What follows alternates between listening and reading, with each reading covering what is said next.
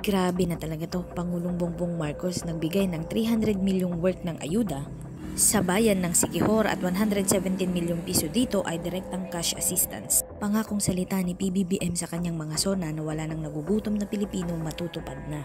Eto pa mga kababayan, tunay na ugali ni Speaker Martin Romualdez lumabas na. Sino kaya ang tunay na tambaluslos? Kaya naman mga kabayan, samahan niyo ako at sabay-sabay nating himayin ang mga maiinit na balita sa araw na ito.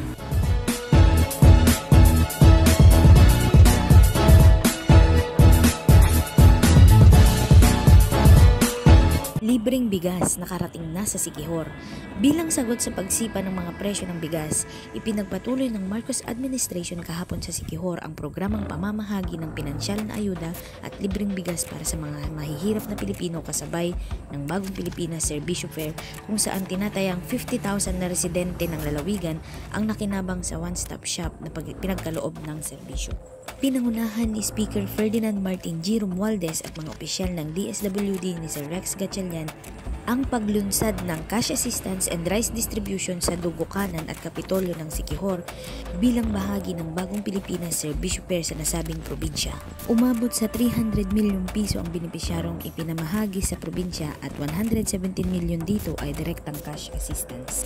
Sa kautusan ni Pangulong Ferdinand Bongbong Marcos Jr., inihayag ni Speaker Romualdez na umabot na sa 3,000 residente ng Siquijor ang nakatanggap ng kabuuang 2,000 pesos na ayuda bawat isa, kung saan 1,000 pesos dito ay cash, maliban pa sa isang sakong 25 kilos na bigas na nabili sa murang halaga lamang na 1,000 pesos bawat sak.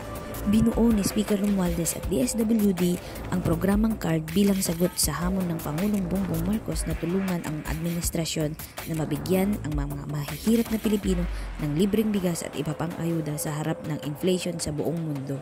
Sinabi din ng leader ng Kamara na papel naman ng DSWD na tiyakin ang mga listahan ng mga benepisyaryo na dapat naglalaman lamang ng mga pangalan ng Pilipino na hirap sa buhay at talagang nangangailangan ng ayuda mula sa gobyerno. Maliban sa paghahanap ng pondo, patuloy din ang investigasyon ng House of Representatives at pagsuyod sa mga palengke para siguraduhin na walang artipisyal na pagtaas ng presyo ng bigas dahil sa mapagsamantalang negosyante. Kabilang dito ang ISIP o ang Integrated Scholarship and Incentive Program para sa mga kabataan kung saan 2,000 na estudyante ang nakinabang at SIBOL Startup Incentive Business Opportunities and Livelihood Program para sa 3,000 kataong na gustong magtayo ng maliit na negosyo. Umabot sa 10 milyong piso ang pondong inilaan ng pamahalaan para sa ISIP at SIBOL ng mga programa. Tinatayang 50,000 residente ng Siquijor ang dumalo sa Serbisyo Fair at naging benepisyaryo ng iba't ibang serbisyo ng ayuda mula sa gobyerno.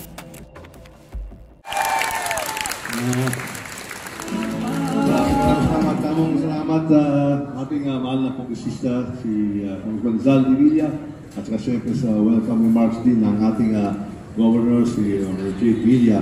Kasama din natin sa entablado ang ating mga kongresista, of course si Congressman Joseph Lim Caichong ng Negros Oriental. Kasama natin ang ating Mayor ng Dumaguete City, si Mayor Ping Remulyo. Ang magaganda at masisipag na Congresswoman ng Cebu City, si Congressman Rachel Cutie Dalmar. Man sa likod, si Congressman Salimbano, nandito si Congresswoman Moano, si Moriba, nandito si Congressman Daphne Lagon, yung may bahay niya si Congressman Sandy Lagon, si Congresswoman Cynthia Chan,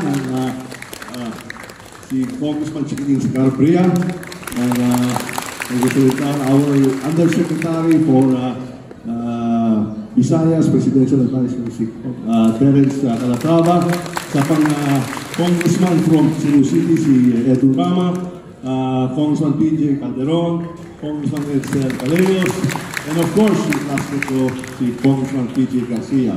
Siya ang top notcher natin noong batch 92. Kaya mabuti na lang dito siya kasi yan ang talaga maging inspirasyon natin dito sa ating programa ng ISIP, yung Integrated Scholarship at Incentives Program. Ito ay nagaganap bilang isang programa ng CHED, ng DOLE, di ba? At siyempre naman, ito ay para sa iyo po, sa mga estudyante.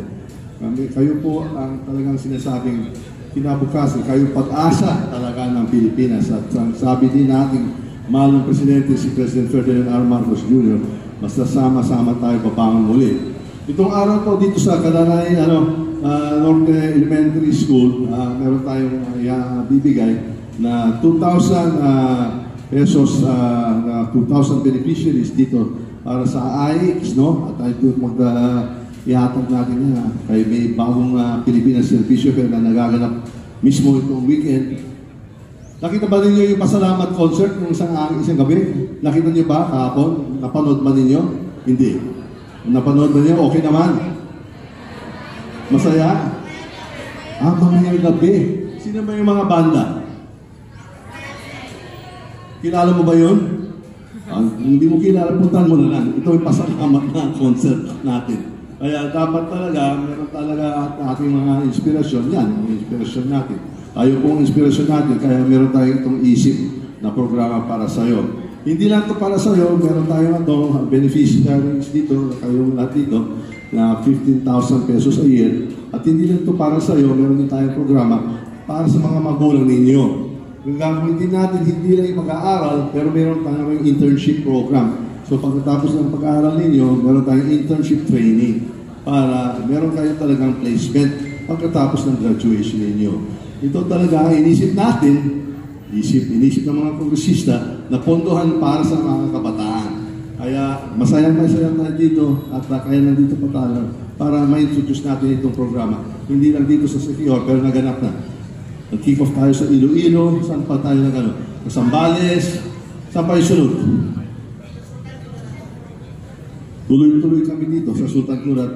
Tatapusin natin yung buong Pilipinas kasi yun po talaga ang campaign promise ng ating mahal na BBM at tinutupad lang natin talaga ang ating talagang mga commitment sa ating mga kabataan. So, sana naman po, pagandahan mo yung pag-aaral, sikapin mo yan kasi yun talagang hindi mawawala sa'yo. Yan ang parati sinasabi ng magulang mo sa akin na sipagan mo, sikapin mo yung pag-aaral ninyo kasi yun ang sinasabi, the great equalizer. Kung meron ka man o wala o may kulang, yung pag-aaral ng edukasyon ay napaka-importante. Kaya nandito po kami, tutulong kami sa iyo para meron kayong ayuda dito sa ating pag-aaral. At hindi lang yan, para sa magulang ninyo at para pag-graduate niyo, meron pang internship program. Ito ay bahagi ng ating ISIP program.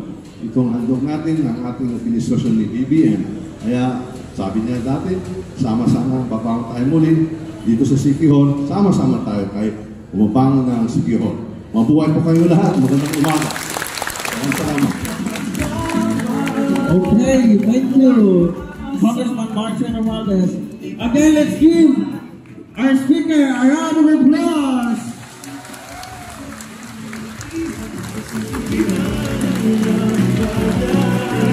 And for our ceremonial over of class assistant to the beneficiaries, my request, Congressman Martin Romualdez, together with our beneficiaries,